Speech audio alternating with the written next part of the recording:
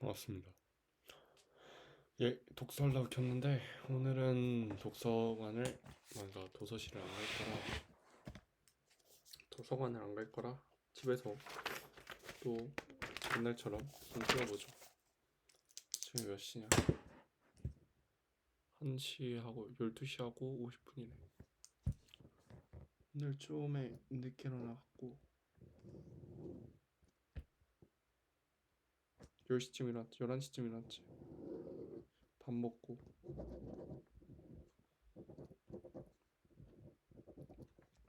그리고 뭐 했지? 운동했지. 영상도 있고 영상하고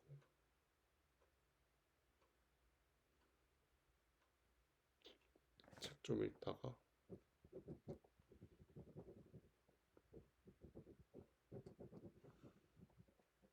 영상 편집했지. 편집이 아니라 세팅. 업로드하고 그러고 지금인데 책부터 읽죠.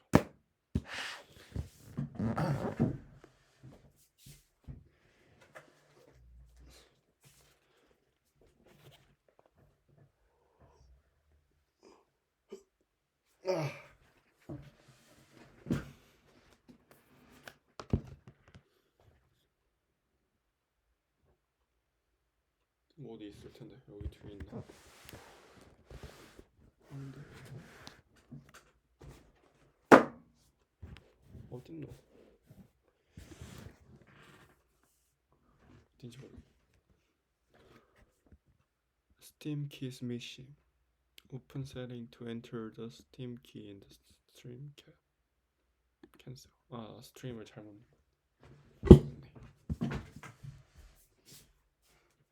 네 하기 전에 몇 가지 말할 게 있어서 그거 말하고 하겠습니다. 일단 15분 세팅. 예 일단 반갑습니다. 최근 이제 독서를 한다고 안 올린 거는 제가 독서를 안 한 거가 아니라 조금 아파서 못한 것도 있고 사실 그 전에 아픈 건 최근이고 그 전에 쭉 공백기에는 독서실을 가서 도서관을 가서 했습니다. 몸이 좀 나아지면은 이제 도서관에 가서 하는 게 더 이득이기 때문에 근데 도서관에 가서 제가 이렇게 휴대폰을 세워놓고 찍으면서 하기에는 살짝 좀 뭔가 마음에 걸리더라고요. 그래서 그냥 안 찍었습니다. 뭐 크게 상관없겠죠. 어차피 저 혼자 하고 있기 때문에. 그리고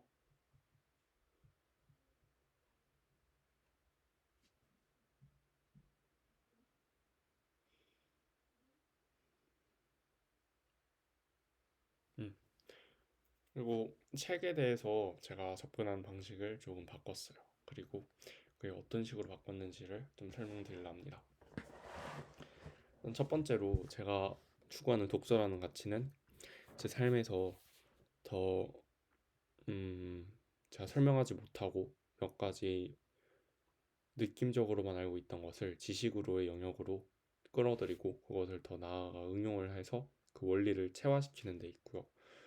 그리고 다른 것을 이해한다거나 아니면 공감, 새로운 키워드를 뽑아내는 등의 그런 것들이 저에게는 독서라는 겁니다. 다양한 주제에서 다양한 지식을 이렇게 쭉 뽑아오는 과정을 통해서 정보를 알게 되고 정보는 행동의 씨앗이 되기 때문에 그런 측면에서 의미가 있다고 할 수 있겠습니다. 근데 이제 제가 그 전까지 어떻게 왔냐면 그냥 책 보는데 뭐가 있어 그냥 쭉 보지 싶었는데 이번에 몇 가지 기준을 좀 세우게 됐습니다. 행동의 기준이라고 해야 되나요? 첫 번째는 방향성. 방향성이 이제 뭐냐면은 내가 이거를 뭘 위해서 읽는 것인가를 명확하게 하고 그것을 지키면서 하면은 더 목적지에 빨리 갈 수 있겠죠. 방향성이 맞으니까. 그리고 두 번째는 능동성. 내가 이것을 그냥 눈으로만 읽는 것인가 아니면 지식을 내가 가져오려고 노력을 하고 있는가. 그런 정도의 말이고 세 번째는 순서. 내가 뭐 필요한 부분이 이곳인데 이곳에 도달하기 위해서 이만큼이란 시간을 허비하고 있었나? 그런 것들을 좀 체크해 보면서 보고 있습니다. 첫 번째로 이제 방향성인데, 방향성 같은 경우는 사실 저는 이렇게 생각해요. 독서의 방향성은 없다. 가는 모든 곳이 자신의 지식의 수준과 지식의 방향에 맞는 것이고, 그것이 스스로에게 다르기 때문에 필독서라는 것이 사실은 의미가 없다고 저는 생각하는데, 그 이유가 거기 있고, 그리고 스스로가 느꼈을 때 명작이 다 다른 이유도 그것에 있다라고 생각합니다. 스스로의 수준과 독서에 필요한 방향이나 생각 정도가 다 다르기 때문에 그것을 한 방향성으로 단방향으로 정해버린다면은 그거는 별로 바람직하지 않다고 봅니다. 그리고 개인에 한해서는 방향성이 있을 수도 있다마는, 그런 경우 왜 우리가 유튜브 키워드로 계속 같은 것만 보다 보면은 확증 편향이 강해지듯이 생각의 통찰력이 조금 약해질 수 있다고 생각을 해요. 그래서 가리는 거 없이 잘 봐야 된다고 보고, 그렇기 때문에 독서의 방향성은 딱히 없어요. 그냥 자신이 손이 가는 대로 눈이 가는 대로 이렇게 쭉 읽으면 돼요. 중요한 거는 그 두 번째, 능동적으로 얼마나 능동적으로 읽느냐인데, 저 같은 경우는 그건 잘하고 있다고 생각을 했지만 생각해보면 조금 덜 잘했던 것 같아요. 첫 번째로, 제가 책을 읽고 제 몸에 체화시켰다고 생각하고 내 머리에 그냥 떠다니게 두고 후 잊어버렸는데, 물론 그렇게 해도 이게 저에게 남아있겠죠. 하지만은 그 데카르트가 누구지? 어쨌든 누구의 망각곡선에 따르면은 사람이 이게 다 까먹는단 말이에요. 물론 책 같은 경우는 그런 거랑은 약간 단발적인 암기 지식에는 살짝 다르긴 한데, 지식의 확장의 측면이니까. 어쨌든 근데 그럼에도 까먹을 수 있는 게 분명히 있을 거란 말이죠. 그래서 그거를 조금 기록을 해보려고 해요.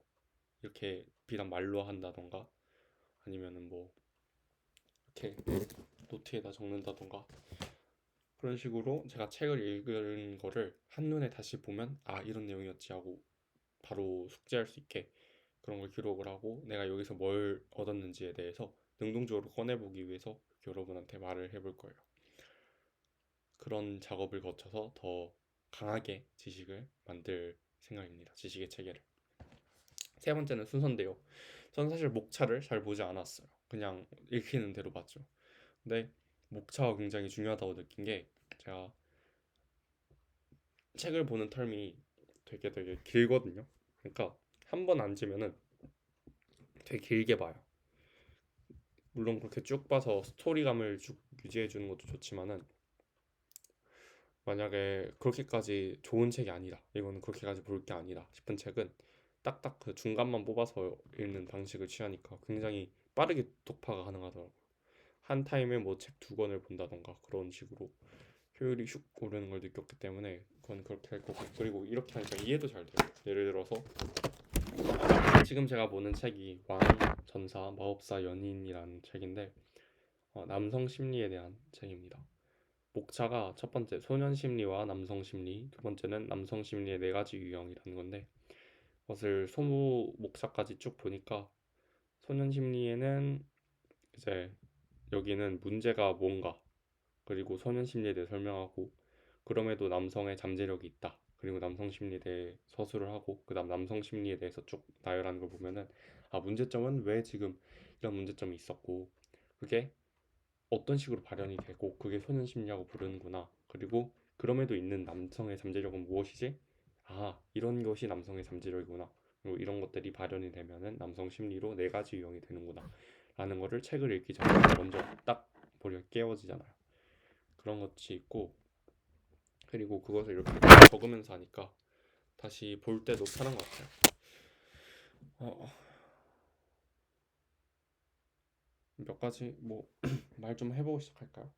15분에서 한 5분 정도 지났고 7분 정도 남은 것 같은데, 예, 저가 지금 2번 2차 2챕터를 보고 있는데, 내 유형을 보고 있는데 지금 왕 보고 있고요. 그 앞에 챕터 1을 좀 말해보려 합니다.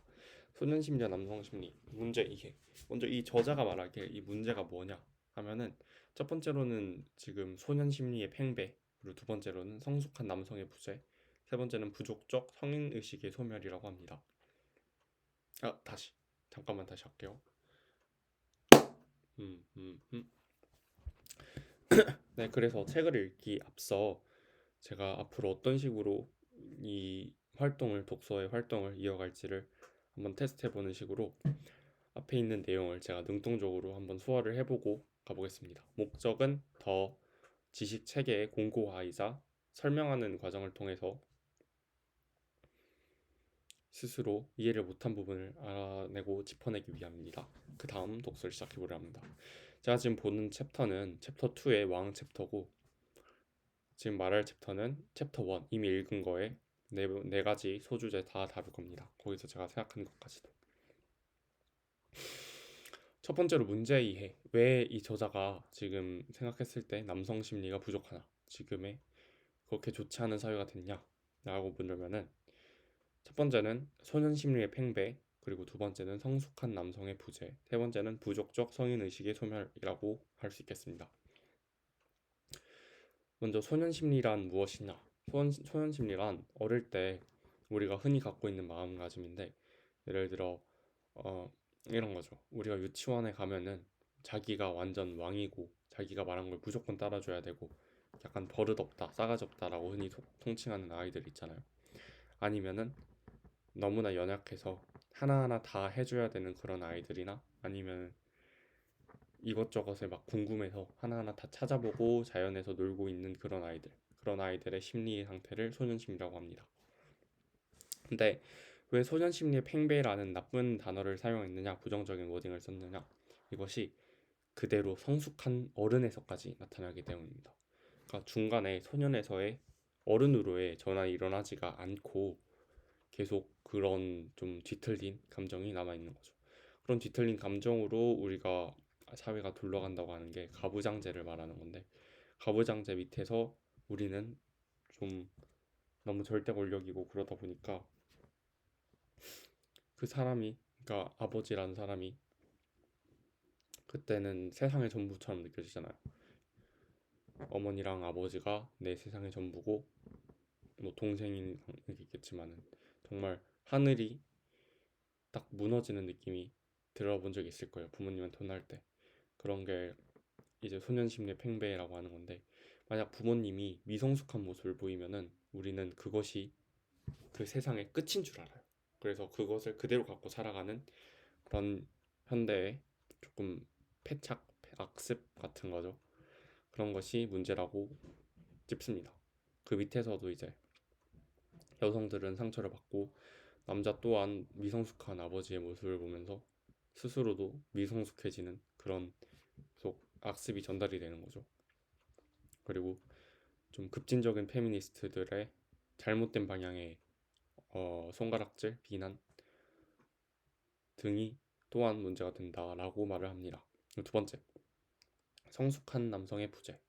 성숙한 남성의 부재라 하면은 말 그대로 이제 많은 것에 통달하여 지혜가 가득하고 행동이 굉장히 온화하고 뭐 그런 본받을 만한 사람들이 점점 없어지고 있다는 거예요. 가부장제 밑에서 소년 심리가 그대로 유지된 어른들이 많아지다 보니까 정말 진정한 의미에서의 어른들보다는 그냥 나이만 찬 그런 사람들이 많아져서, 그거를 보고 자란 아이들은 또 그대로 그렇게 되니까 그런 이 장벽을 깨는 사람들이 없어지다 보니까 점점 사회의 전체적인 수준이 낮아지고 있다라는 거죠. 세 번째는 부족적 성인 의식의 소멸. 사실 앞에 있는 첫 번째, 두 번째 전부 부족 사회에서의 개인 사회로 변한 것에 전환으로의 뭐라 해야 되지? 여파거든요. 후파? 전환하고 나서에 생긴 문제인데, 옛날 부족적 사회 같은 경우는 다양한 인간 군상들과 다양한 사람들, 부족들, 부장들, 부족장들이 이렇게 남아 있다 보니까 그들을 보면서 아, 저런 전사가 되고 싶다, 이런 생각을 가지고, 또 어, 성숙한 마을의 현자나 이런 이들을 보면서 스스로의 좀 그 정체성을 확고히 할 수가 있었대요.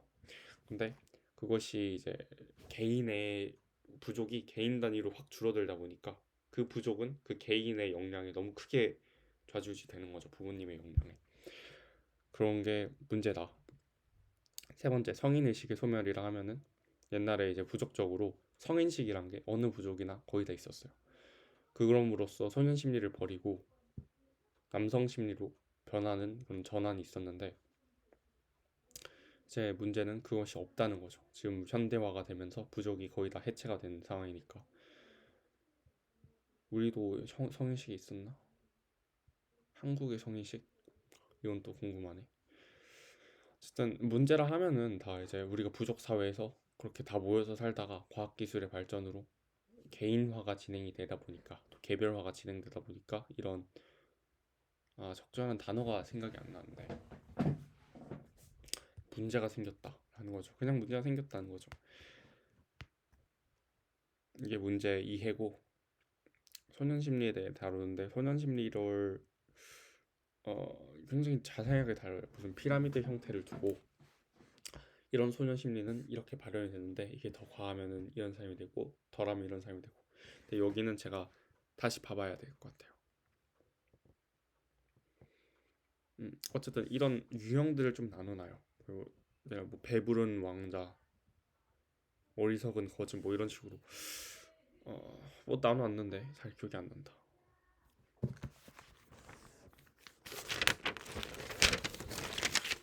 적어놨나?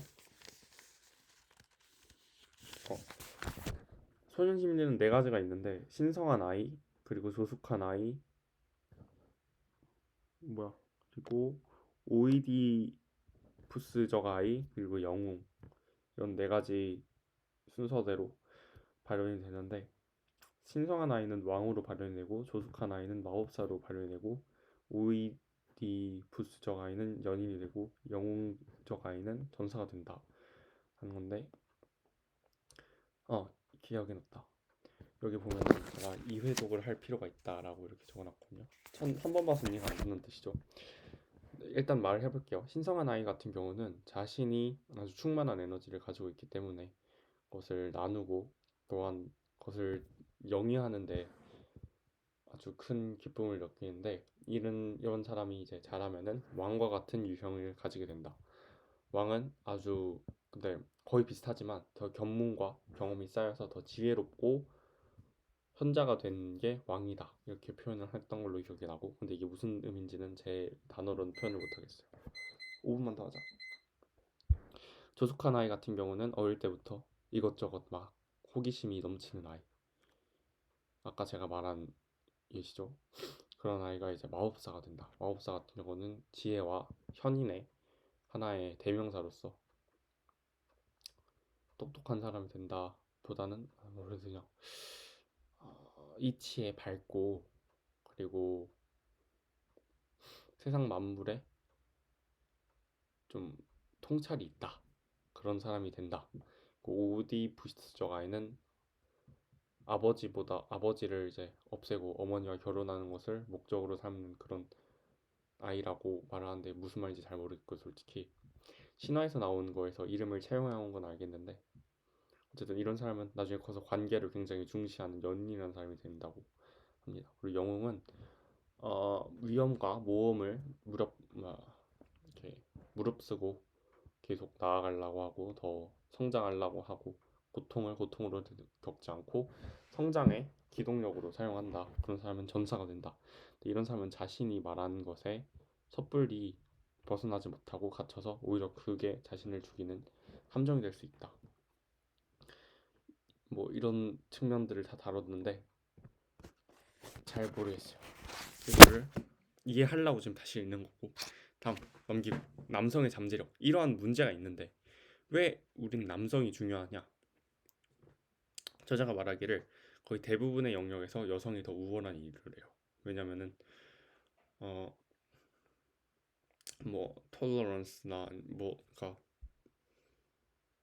지속성 그리고 안전 감지 뭐 참을성, 공감 능력 이런 능력들에서 여성이 압도적으로 우위를 띠기 때문에 그리고 결집력이라던가 정보 수집 하나하나 기억하는 세부적인 디테일들 그런 것에서 여성이 압도적으로 우위에 있기 때문에 거의 모든 역량에서 여성이 더 우위를 차지한다. 근데 남성이 가지고 있는 건 뭐냐? 힘, 추진력, 좀 무모함, 용기, 대담함 그런 게 다 무지에서 온다고 하는 사람도 있다마는 저는 이거 호르몬 체계에서 나온다고 생각하고 어쨌든 그런 것으로 이제 좀 진보가 된다는 거죠. 서로 보완적인 존재이기 때문에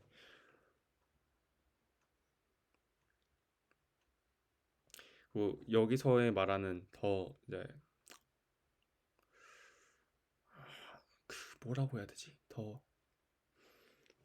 찝는 더 도드라지게 더 스탠드아웃한 게 뭐라고 말해야 되지? 아 너무 어렵다. 딱 그 단어가 안 떠올라. 어쨌든 그런 느낌으로다가 더 돋보이는 남성의 잠재력이라 하면은 원형이 존재한다는 거죠. 이 원형이라 하면은 이게 제가 여기서 되게 신기했던 건데 잘 들어보세요. 지금 말을 너무 이상하겠다. 다시 한 번만 다시 할게요. 그리고 다음 남성의 잠재력입니다. 이 부분은 제가 책을 읽으면서 정말 놀라웠던 파트고 정말 이렇게 설명이 되는가 새롭다 그런 신선함을 준 파트이기 때문에 잘 들으시면 좋을 것 같습니다. 제가 이제까지 남성의 잠재력에 대해 말을 했는데요. 이러고 이제 책에서 말하기를 남성은 여성은 남성보다 거의 대부분의 영역에서 더 우월하다고 합니다. 뭐 기억력 아니면 디테일, 뭐 보살핌, 교류, 공감 뭐 이런 측면에서 여성이 더 우위에 있다는 걸 우리가 경험적으로나 선험적으로 알고 있을 겁니다. 이 이유는 이제 나중에 다시 다룰 건데 짧게 말하자면은 진화상 남성은 사냥을 하느라 크게 디테일한 건 필요가 없었고 여성들이 뭐 과일의 개수나 이런 거를 알아둘 필요가 있었기 때문에 그런 것에 더 발전이 됐고 또 결집의 주체가 남성은 그냥 가져오는 것 자체로 가치를 인정받지만 여성은 스스로의 위치를 입지를 다져야 되기 때문에 그런 곳에서 조금 감정적 교류 능력이 발달하지 않았나 하는 진화 심리학적 요인이 살짝 말해봤습니다. 어쨌든 그러는데 제가 이제 놀란 곳은 이 부분입니다. 이제 도드라지게 이 책에서 남성의 잠재력이라고 표현하는 것이 원형의 존재라고 합니다. 이 원형이라 하면은 이제 마치 고양이나 닭이 태어나자마자 처음 본 물체를 어미라고 여기는 것처럼 우리 DNA 각인된 본능 같은 거예요. 우리가 따로 배우지 않아도 알고 있는 것들. 뭐 예를 들면 뭘 주면 입에 넣어서 먹어야 된다는 이런 것들, 그런 본능 같은 게 심리적으로도 우리는 존재한다는 거죠. 이것을 어떻게 알아냈냐 하면은 칼 융의 심리학을 따르는 사람들이 이 사람인데 이 사람들이 조사를 해보길 굉장히 전 지구적으로 비슷한 신화랑 비슷한 형상이 있었다고 합니다. 뭐 예를 들어 너무나 위대하고 강력한 창조신 이런 것이 어느 나라나 있었고 그리고 어, 뭐 파괴신, 풍요의 신 이런 식으로 한 형상, 구체적인 형상이 조금만 더 하자. 전 지구적으로 다 있었다는 거죠. 그게 무슨 말이냐면은 사람 마인드 안에 그런 인간의 어떤 원형이 그대로 각인이 돼 있고 우리가 그것으로 향하려고 하는 관성이 있다는 거죠. 그래서 그런 것이 전 세계적으로 발현이 돼서 신화나 아니면 벽화 이런 곳에 남아 있는 거고 동상이나 조각상 그런 것들이고 남성은 그것이 존재하기 때문에 그곳으로 계속 가려고 하는 지향성, 그 추진력이 있다는 거예요. 그것에서 이제 우리가 비롯된 것을 이걸로 또 많은 걸 설명하는데 우리가 옛날에는 부적적으로 그것에 우리가 원형에 맞게끔 필요한 부분들을 이곳저곳에서 다 가져온다고 해요. 예를 들어 곰의 용매가, 호랑이의 사나움 이런 것들이 그 원형을 잘 채워줘서 우리가 꽉 찬 이 피라미드 모양의 딱 멋진 사람이 될 수 있도록 됐었는데 우리가 부족적으로 된 게 아니라 가정으로 바뀌면서 그것을 충족시켜줄 사람이 없는 거예요. 그러니까 이렇게 딱 각각의 원형이 딱 맞는 그런 것을 봐야 되는데 그런 성숙한 남성이 아버지밖에 없으니까 아버지가 없는 부분은 나도 똑같이 없고 그러다 보면은 점점 이 영역이 줄어서 미성숙한 소년 심리가 사회에 늘어나게 된다는 거죠. 결국에 이 원형이 다 어떤 원리의 기초가 된다.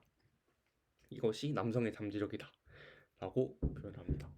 남성 심리를 하면은 이러한 어떠한 좀 유치한 측면들, 소년 심리의 유치한 측면들을 다 이겨내고 더 성숙해서 성장한 남성이 된 사람들의 심리를 말하는데 네 유형, 왕, 전사, 마법사, 연인 있답니다. 각각의 장단점과 어떤 점에서 이게 좋은지에 대해서 이렇게 막 말해주려고 할 때 너무 어려워서 제가 책을 덮었어요. 그래서 이거에 대해 좀 알아보려고 합니다. 결국 성숙한 남성의 부재인데 제가 이걸 최근 언제 깨달았냐면은 앤드류 테이트가 처음 나왔을 때 우리 사회에는 그런 인물들이 없었어요. 누구도 나와서 남성이 이러한 권리를 주장해야 되고 이런 면에서 우월하고 또 상호 보완적인 거를 이렇게 대놓고 말할 수 있는 사람이 없었다고. 난 여자가 좋아하면은 변태 소리를 들었지. 뭐 남자는 원래 여자를 좋아해 라는 의견을 내는 사람이 아무도 없었어요. 그렇게 현대 남성들이 열광을 했죠. 우리가 기다리고 있던 사람이라고. 이러한 성숙한 남성, 물론 앤드류 테이트가 그렇게 성숙한 남성은 아니에요. 하지만 그럼에도 필요했다는 거가 주류 의견인 거고. 주류는 아닌가? 저는 그렇게 생각해요. 그런 거를 그런 거에 일조죠. 일환으로 제가 찾아보는 이런 책을 읽는 거지. 말이 잘 안 나오는데 그거는 제가 잘 이해를 못해서 그랬을 거예요. 더 이해를 잘했다면 제가 더 말을 잘하겠죠. 칼 융의 이론을 심화시킨 성숙한 남성의 네 가지 원형, 자기 변화와 성장을 위한 명쾌한 심리 지도. 굉장히 유명한 책이더라고. 저는 몰랐는데 읽어볼 거고 여기서 나오는 말 중에 또 굉장히 인상 깊었던 게 두 가지 정도 제가 집어넣는데 심리학엔 이런 말이 있다. 우리는 우리에게 책임이 없는 것을 책임져야 한다. 왜냐면은 두 가지 의미로 이해할 수 있어요. 첫 번째는 소년 심리에서 우리가 저질렀던 잘못을 성인 심리에서 책임을 져야 된다는 거죠. 그것이 사실 소년 심리와 성인 심리는 확 다르기 때문에 우리가 했던 일이라도 우리는 전혀 관계가 없는 것처럼 느껴질 수가 있어요. 그럼에도 우리는 그것을 책임을 져야 한다. 왜냐하면 이어진 흐름이니까. 같은 걸 확장시켜서 보면은 우리가 역사적으로 아니면은 인류적으로 우리가 하지 않았던 문제에 대해서 짐을 떠안고 가잖아요. 그런 것을 내게 아닌데 하는 개인주의가 팽배한 세상에서 좀 주류인 세상에서 이런 마인드가 있으면은 더 서로 우리가 하지 않았지만 그래도 우리의 이어짐이니까 책임을 져야 한다라는 마인드. 또 아까 제가 부족적에서 개인적으로 바뀌어서가 문제라고 좀 몇 번 말했는데 그 말이 여기서 온 게 왔는데요. 현대 문화는 집단 문화가 아닌 개인 문화다. 즉 스스로 해야 한다. 우리 옛날엔 부족의식 아니면은 교육 아니면은 뭐 사냥 이런 거를 하나하나 다 이렇게 알려줬지만 부족적 단위에서 이제는 그런 게 없이 그냥 우리 가정에서 똥 스폰돼서 그냥 쭉 자라잖아요. 다른 교류가 딱히 없으면 교류를 하려고 우리가 이것저것 나가다니긴 하지만 그거를 교류를 막 시켜주진 않아요. 우리가 알아서 해야 되는 거죠. 즉 그러니까 이제 현대 문화는 집단 한 문화에서 컸기 때문에 비슷한 사람이 되는 것이 아니라 천차만별인 거죠. 개인이 어떻게 행동하냐에 따라 스스로 우리가 이겨내고 짊어지고 가야 된다라는 겁니다. 한 마디만 더 하자면은 성인 심리가 되기 전에 한 가지 이제 고난, 역경 이런 것들이 이제 이야기에서도 많이 등장하고 그러니까 뭐 영웅 소설이나 이런 걸 보면 많이 나오잖아요. 이건 그냥 이야기적인 클리셰적인 요소라고 했는데 심리상으로 이게 굉장히 중요한 영향이 있다는 것, 중요한 영역이라는 것을 이제 알게 됐어요. 그래서 내가 이렇게 좀 성숙해지기 위해서 어떤 일이 있었나라고 보니까 항상 그곳엔 고통이 있었거든요. 다른 이야기들에서 고통을 겪고 주인공이 더 이겨내고 나아가듯이 최근에 가장 큰 고통이 있었죠. 그런 고통을 겪고 제가 더 성숙하고 강인한 사람으로 된 게 아닌가 싶습니다. 그런 의미에서 저는 더 성인 심리에 가깝다고 할 수 있겠고 독자의 내면을 변화로 안내하는 해방의 책 Publishers Weekly 해방해 봅시다. 나가 봅시다. 지금 말을 한 30분쯤 했는데 독서도 한 30분쯤 해보죠. 말하니까 힘드네요.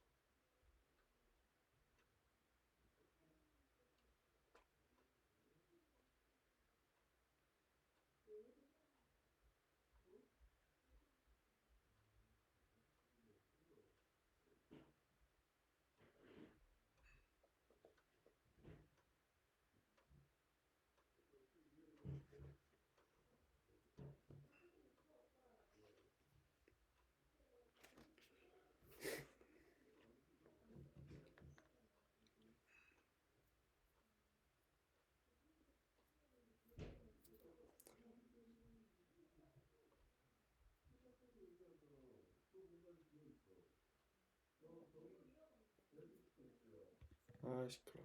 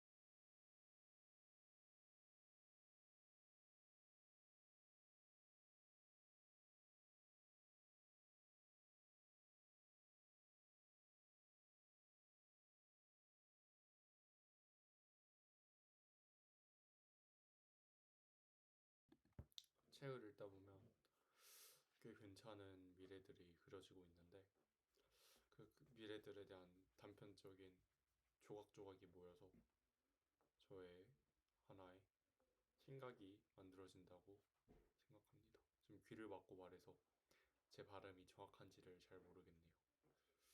일단은 그렇다. 소리를 굳이 끌 필요가 없구나. 보자.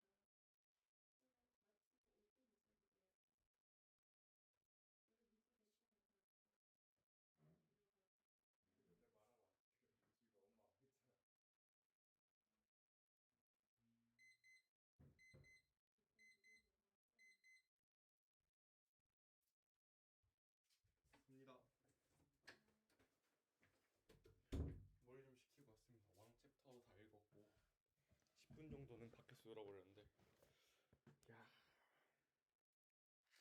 이건 할 말이 되게 많다. 일단은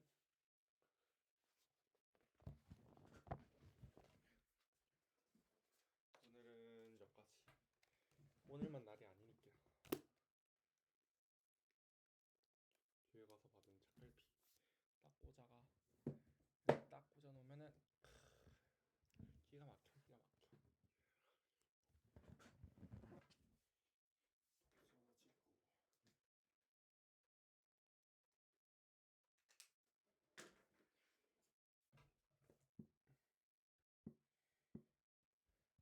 됐습니다. 이제 다음에 보시죠.